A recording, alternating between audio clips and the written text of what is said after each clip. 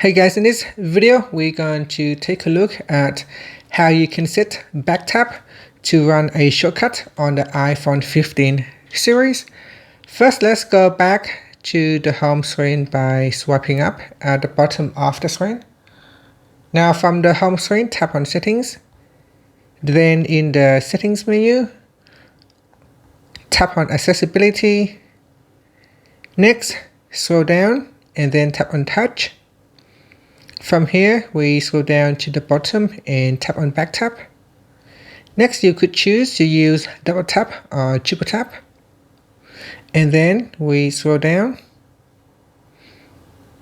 So scroll down to the shortcuts section, and here choose a shortcut that you would like to run. So for example, I can ask it to open up Chrome. So here, if I double tap, it will open up Chrome. I can ask it to open up a menu. So here I can open up a menu. Or I can ask it to run a script that I have set. So if you want to set up a shortcut in here, you can go to your app library and open up the shortcuts app.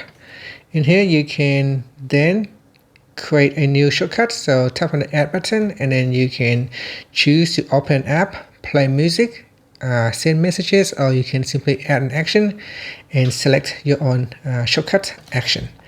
And that's it. And once you have created the shortcut, give it a name, and then you can assign it to your back tap. And that's it. Thank you for watching this video. Please like and subscribe to my channel for more videos.